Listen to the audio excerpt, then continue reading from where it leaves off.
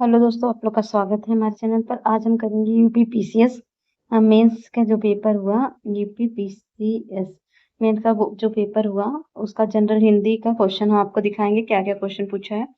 तो इसमें जो होता है सभी क्वेश्चन अनिवार्य होते हैं, लेकिन जैसे कि सभी के अंक भी दिए गए हैं। लेकिन अगर आप कोई लेटर लिख रहे हो या कोई प्रार्थना पत्र लिख रहे हो तो उसमें अपना नाम या किसी अदर पर्सन का नाम नहीं लिखना है। एक थोड़ा नोट्स है, ठीक है। निम्नलिखित गद्यांशों के आधार पर नीचे दिए गए प्रश्नों के उत्तर देना है। गद्यांश क्या है? हमारा संसारी जीवन एक न एक दिन खत्म होगा, लेकिन हमें स्मरण रखना चाहिए कि हमारी देह एक मसाल है जो निरंतर संसार को, समाज को अवलोकित कर उसका मार्गदर्शन कर सकती है।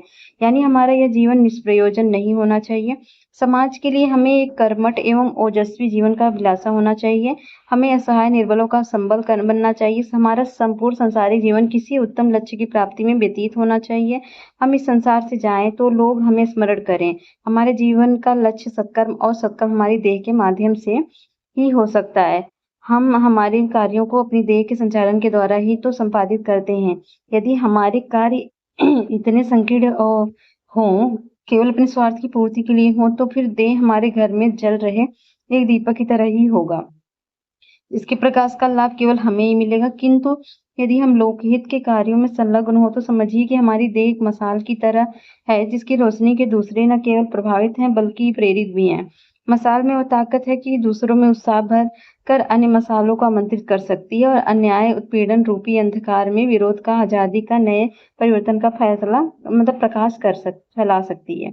तो ये जो क्वेश्चन है पहला है, ऊपरी लिखित गद्य का आशय अपने शब्दों में लिखना है आपको, ठीक है, सारांश लिखना है। और ख है, जीवन निष्प्रयोजन नहीं होना चाहिए, इससे क्या अभिप्रेत है।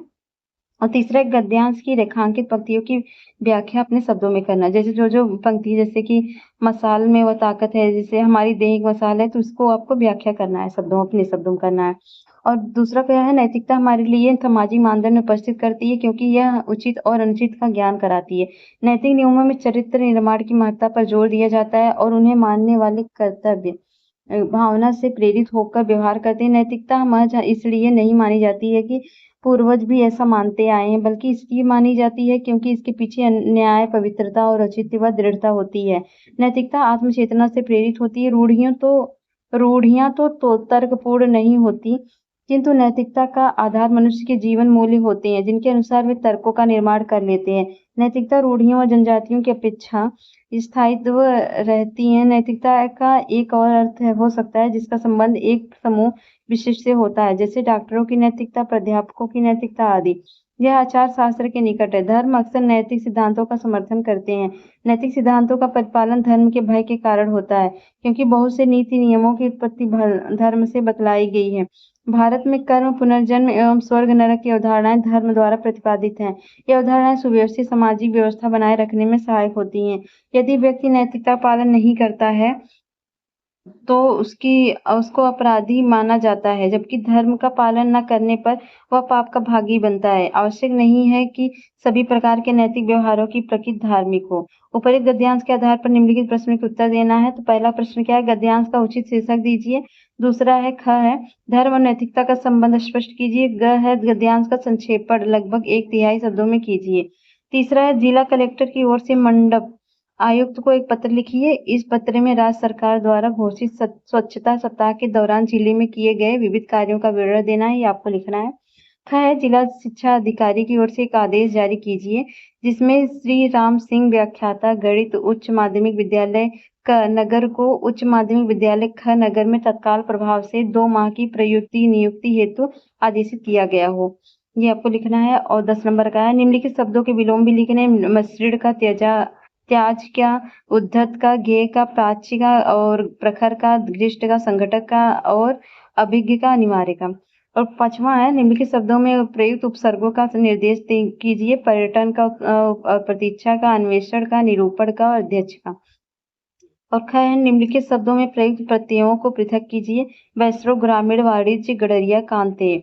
और 6वां है, निम्नलिखित वाक्यांशों या पदबंधों के लिए एक एक शब्द लिखिए। अनिश्चित जीविका के लिए, बच्चों से लेकर बूढ़ों तक के लिए, 4 अंगों वाली सेना के लिए, पेट की आग के लिए, दूसरों के दोष निकालने की जिसकी प्रवृत्ति हो उसके लिए। 7वां, निम्नलिखित वाक्यों को शुद्ध कीजिए। जीवन और साहित्य का घोर संबंध और दूसरा है इतने में हल्की सी हवा का झोंका आया।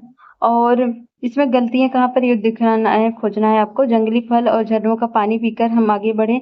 सीता ने माला गूँथ ली, उसने अपने पाँव से जूता निकाला। निम्नलिखित शब्दों की वर्तनी शुद्ध कीजिए। यहाँ वाल्मीकि, अंताक्षरी, संग्रहित और हष्ट-पुष्ट, धुरंधर, इन सबको वर्तनी आप शुद्ध करनी है। और 8वां है निम्नलिखित मुहावरे लोकोक्तियों का अर्थ लिखिए, उनका वाक्य में प्रयोग कीजिए। तो पहला है बिल्ली के गले में घंटी बाँधना, दूसरा है कुएँ में भांग पड़ना, और तीसरा है उड़ती हुई चिड़िया के पंख गिनना, और चौथा है बहती गंगा में हाथ धोना, और 5वां है डेढ़ चावल की खिचड़ी पकाना, और 6वां है दमड़ी की हड्डी गई कुत्ते की जात पहचानी गई, और 7वां है नाच न जाने आंगन टेढ़ा, और 8वां है थोथा चना बाजे घना, और 9वां है छछूंदर के सिर में चमेली का तेल, और 10वां जहाँ देखे तवा परात वहीं गुजारे सारी रात। तो ये रहा आपका जनरल हिंदी का क्वेश्चन। अगर आप चाहेंगे तो उसके लिए हम जल्द ही आपके लिए एनालिसिस भी लाएंगे, लेकिन अगर आपका कमेंट होगा तो ही कैसा रहा क्वेश्चन और कितना आपने सॉल्व किया बताइएगा जरूर। मिलते हैं नेक्स्ट वीडियो में, तब तक ले जय हिंद, जय भारत।